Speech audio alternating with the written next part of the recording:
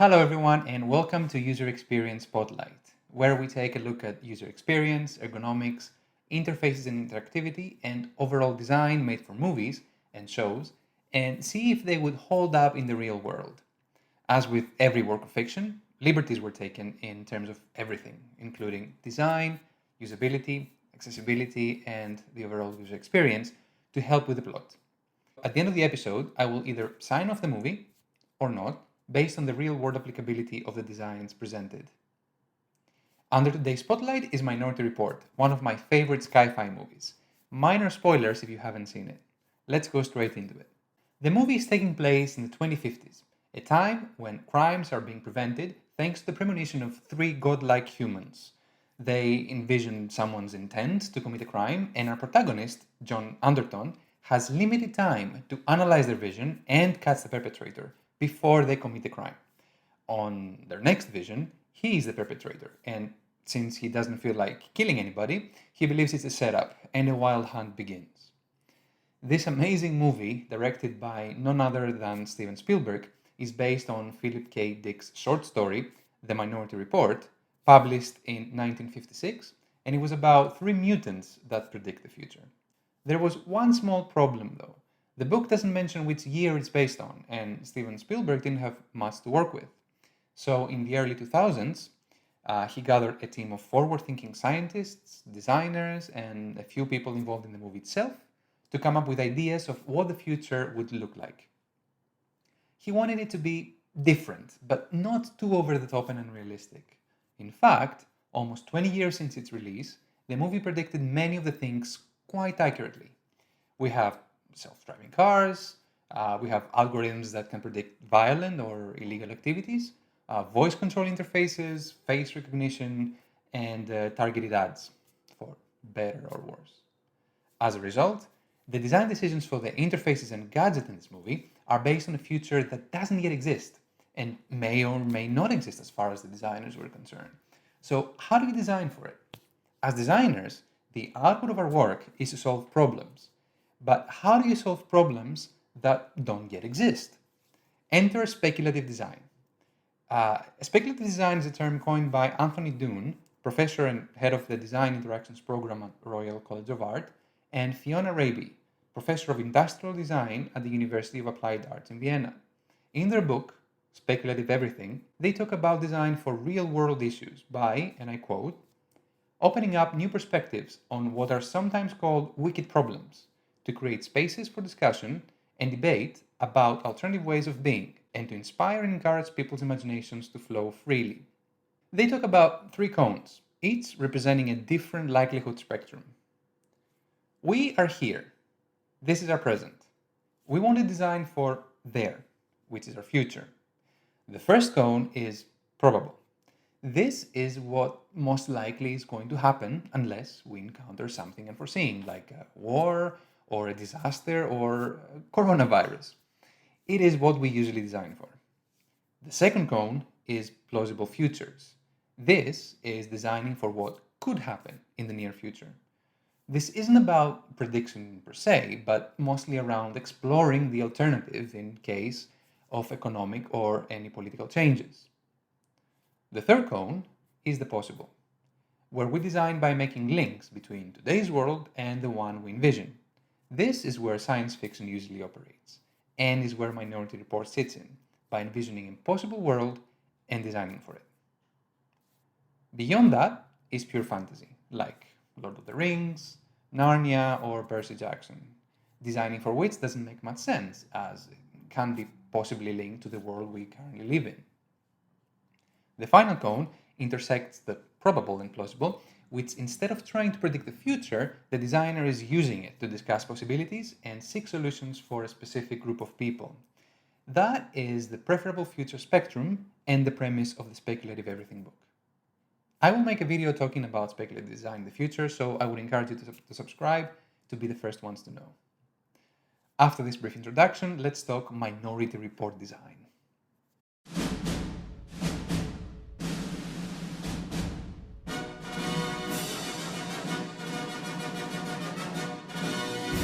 The logo.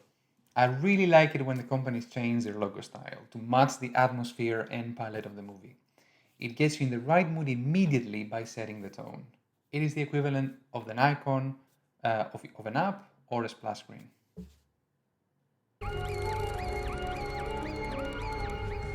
Okay, Jed, what's coming? Red ball, double homicide, one male, one female. Killer's male, white 40s. All right, he's talking about color coding. According to the movie, red equals homicide, and it seems to rely only on color to convey this rather important information. In design, it's best practice to use other identifiers on top of color, such as icons, text, or even sound. This is to make it as easy as possible to discern between different types of alerts, but to also be inclusive and account for colorblind people, especially for important information like an alert, or in this case, the murder type. Location still uncertain. Remote witnesses are plugged in. This is an interesting screen arrangement and interface. We are seeing a lot of these type of screens in movies, and they look great for the futuristic effect they want to convey, but in real life, no designer would be comfortable putting together an interface that is transparent and heavily based on small font text. It is unnecessarily difficult to read. Also, in this setup, we see the bigger screen in front and the smaller screen behind at a distance and angle that makes it impractical to make out any useful information and will most likely cause neck pain and tired eyes.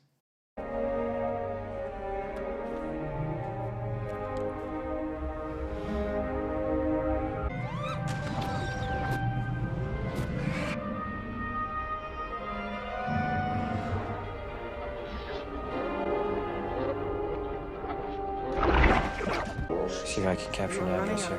Running out of time. I was thinking maybe I'd play hooky, stay home today. Right meeting.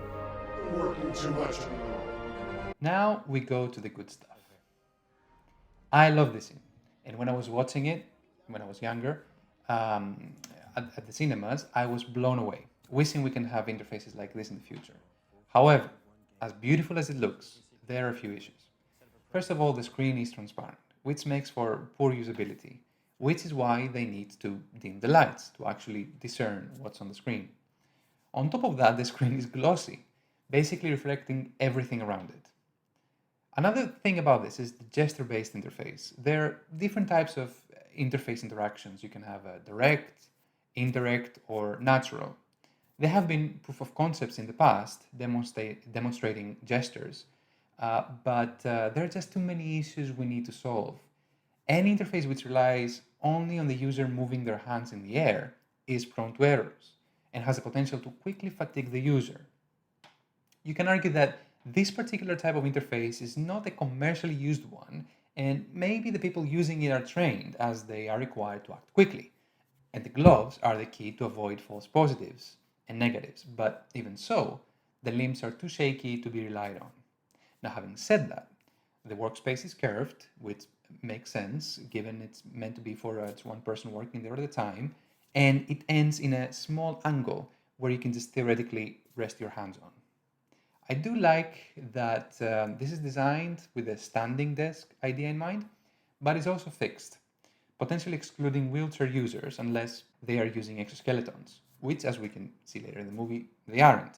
By the way, I love the music choice while he's investigating by analyzing the vision. The movie here clearly wants to make him look like the conductor of an orchestra in the way he moves his hands to organize the data and solve the potential murder. Coffee. Tell him some stories how I save your ass every day and you can't live without me. I got coffee, thank you. Danny Whitmer, twink from the Fed. Whoops. This is great.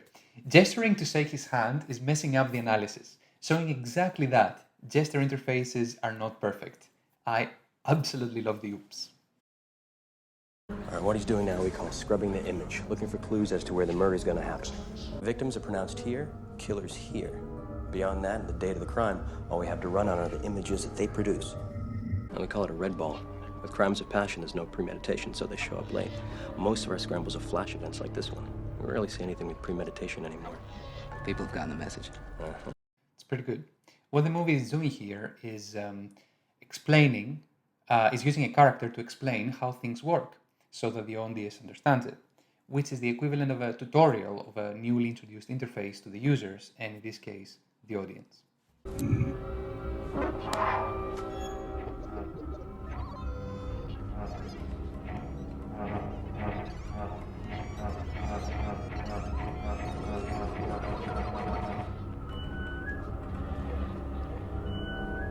Merry-go-round. I mean, my arm is fatigued just by looking at this.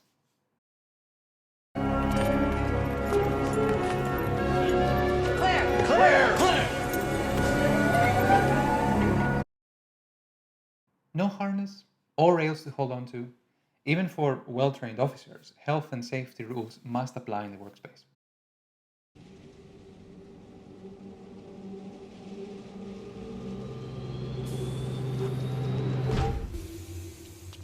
I'm home.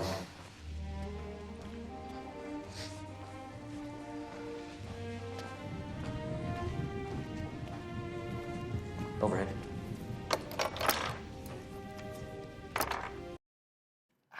Voice interfaces. Not very common in 2002 when this movie came out, but they are everywhere now and works almost exactly like that. You voice a command, in this case, I'm home or overhead, and it enables the scene you set up beforehand, although in our world, you also need to wake up the digital assistant.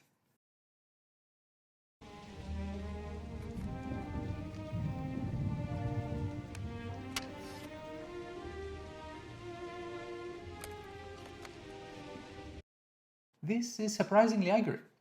In fact, the Optoelectronics Research Centre, University of Southampton here in the UK, published a paper in 2013, 11 years after the movie came out, for 5D data storage by ultra-fast laser nanostructuring in glass.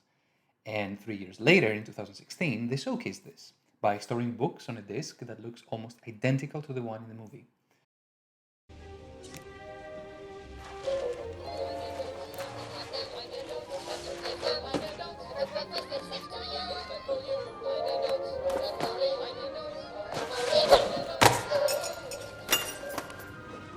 I love his reaction. It's the equivalent of going to a site and having music playing automatically for you. Never ever do this, please. No one wants it, no one likes it, and it doesn't help to promote what it is you're promoting. Autoplay is essentially removing control from the users, and we don't appreciate it. Hi, Daddy. Can you teach me how to run faster? Because all the kids at my class run faster than me. No. That's good, eh? Look, keep your knees up. Like that. Good. Like that. Like that. Like that. Hi, that, like hi. that. See, you're a natural runner. So let's talk 3D without the glasses. The method of doing this is called autostereoscopy with relevant display technologies including lenticular lens, parallax barrier, volumetric display, holographic and light field displays, which we don't need to go into. Trust me. However, it seems that the movie is going its own way with just only projecting a part of the video, so it's more like a two-dimensional video with a section projected into 3D space.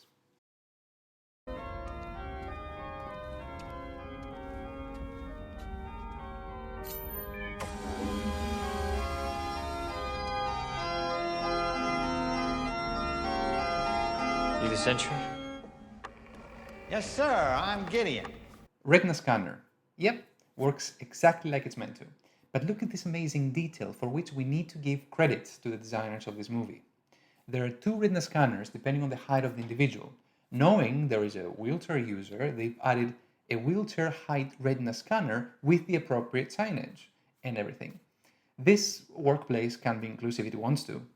The technology is certainly there. Victim's Caucasian, female. This about the Justice Department? I'm supposed to spruce up for a tour they got planned for tomorrow. Told me to wear a tie. You like this one? Stop. Roll back. There. She's a golden oldie, one of our first. Probably before your time. A couple of interface metaphors here. First of all, we have the card interface. This is very good. It's bringing the file metaphor in the user interface. However, as we can see, You can only discern about 4 to 5 cards at a time, instead of much more you would have if things were vertical and smaller. Here, as the file contents seem to be a single video file, it works as a visual metaphor. However, there are no titles or other indicators to tell each card apart. The other one is the depth for timeline interface metaphor. This is similar to the historical retrieval interface that Apple introduced with macOS Leopard back in 2007, 5 years after the movie. On account of those are not his eyes. He had them swapped out to fool the scanners. You can get it done on the street for a few $1,000 these days. Okay, so you want just the female prevision. That's right.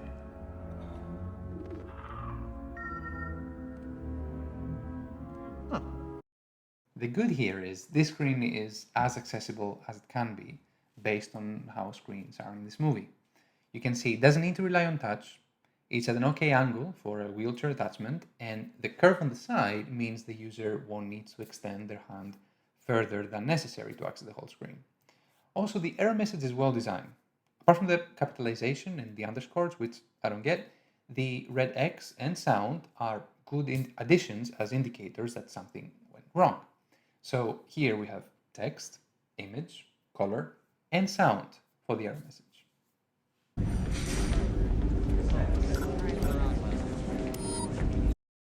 For such a big watch, the one thing you need to see is numbers, which are very small even with the screen zoomed in. Unless there's a specific reason for this, like to not be easily visible by others, I don't see why the phone needs to be this small. I mean, look how these tiny those numbers are. Everybody runs.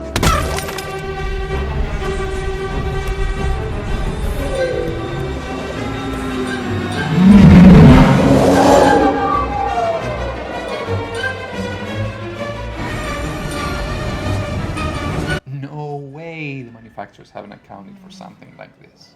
It is great for the scene, bad design for health and safety. A road diverges in the desert. Lexus.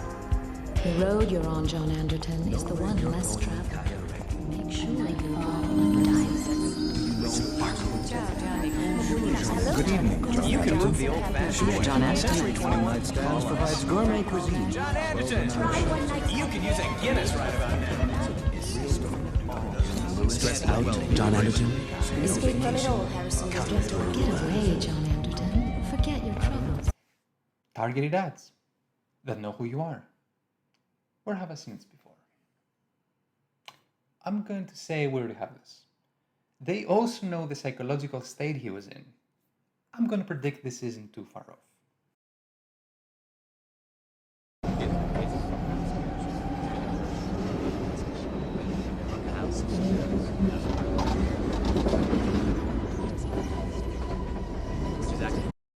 Harry Potter style animated newspaper with live updates. I love the crease, hinting that there's some form of paper display, which we are now seeing more and more, by the way, crease included.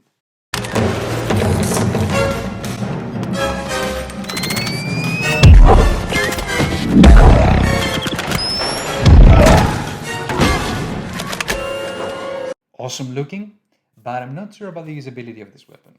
The way you need to charge it every time means that there is a point where it's pointing at the user. Any glitch means you're shooting yourself.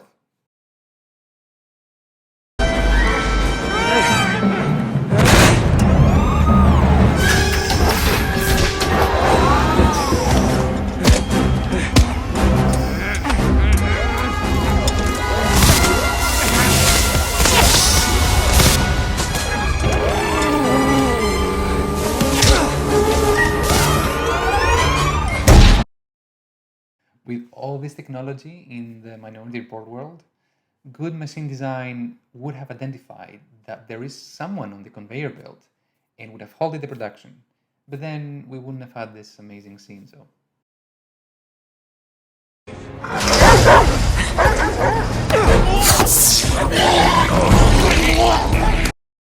I love this.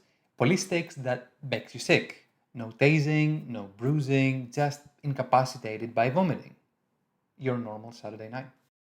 For true enlightenment, there's nothing quite like, well, let's say, taking a shower while his large fellow with an attitude you can't even knock down with a hammer whispers in your ear, oh, Nancy, oh, Nancy.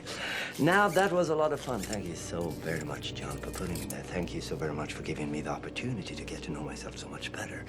And now to return the favor.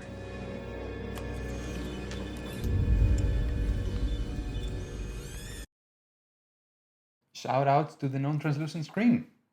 Okay, so this is an interface with different yet very interesting interaction inputs.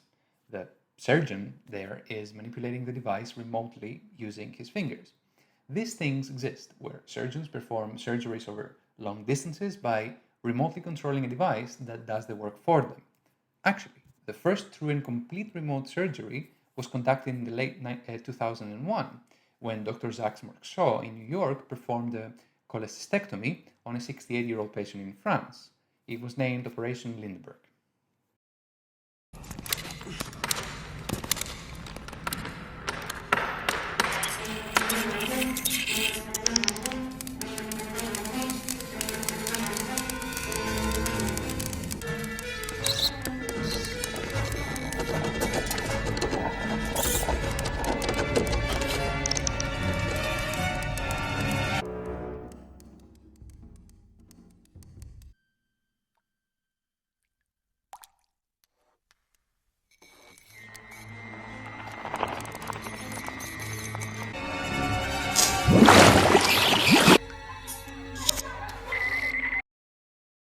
The spider scene. I love this scene so much. The spiders are perfectly designed for what they are meant to be doing. Their shape accounts for any given scenario. They can walk on walls, go underneath the doors, they can lift things, they are equipped with light for dark areas, and to scan the retina better, with incredible hearing and electrocuting. Terrifying? Yes. Terrible intrusion of privacy? Also yes. Great design? Yes. Ident, John Anderton, approved for entry. So John is a wanted felon, and in this case, the system should be updated with that data. However, he is still allowed to enter using his ID, meaning that his ID is still valid.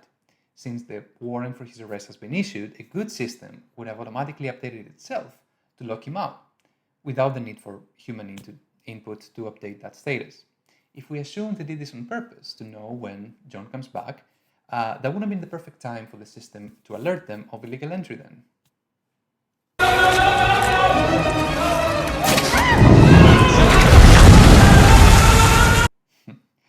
The way you can do this is way too easy and should require at least one failsafe. Hello, Mr. Yakamoto. Welcome back to the Gap. How those assorted tank tops work out for you? Mr. Yakamoto.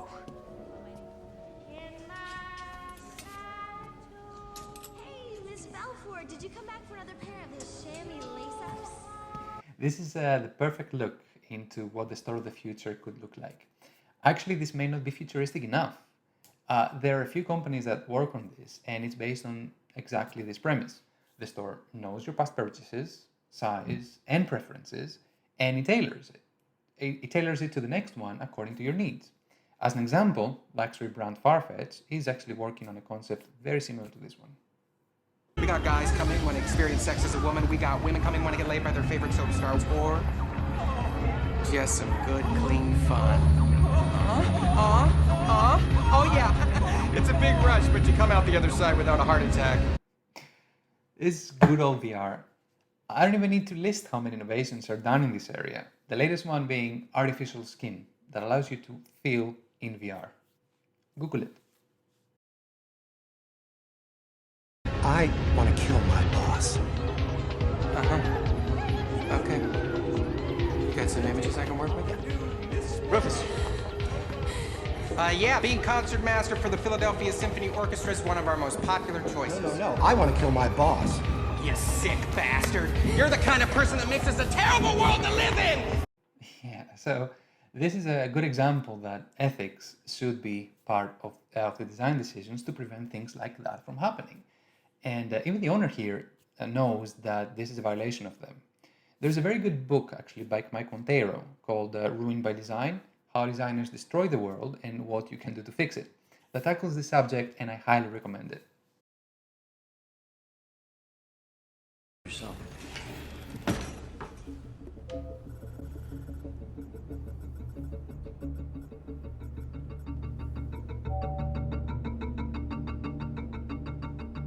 Very simple and straightforward tabs-based interface, imitating the filing system, the physical design of the filing system. The orientation of the screen is also correct. It's portrait for the type of information it contains, in this case a list. A small detail here is that the font color clashes with the image, which makes it unreadable, something a good designer would account for. 51 minutes, 30 seconds.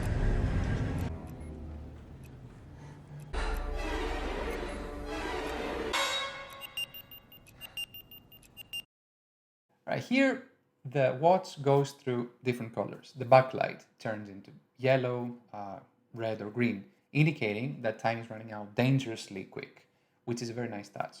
Here they're using the traffic light system. Green, yellow, red, all for good, be careful, and bad.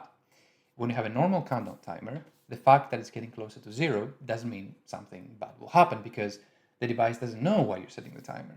It might mean that your food is ready, which is great news. However, in John Anderton's case, time running out means someone is getting killed, so it makes sense for them to use that system.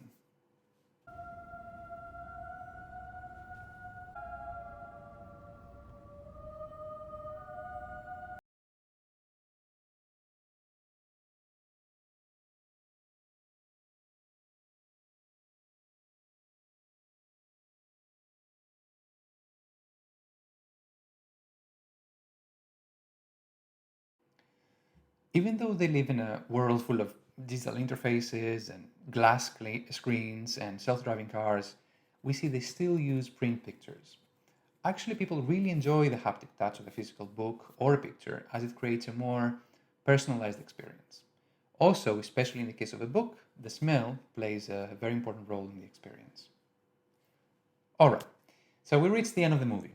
So, if these designs were to be released in the real world, the one we live right now, would they be signed off? Well, apart from the screens and a couple of accessibility concerns, it seems that, apart from the glass screens and a couple of accessibility concerns, it seems that most design decisions would have a good chance to provide a good user experience in today's world, with most actually already being part of our day-to-day lives. So, generally speaking, I would say signed off, but with a few backlog items that need to be addressed in the next sprint. Thank you so much for watching this, and I hope you enjoyed, and see you again in the next episode of User Experience Spotlight. Take care and design responsibly.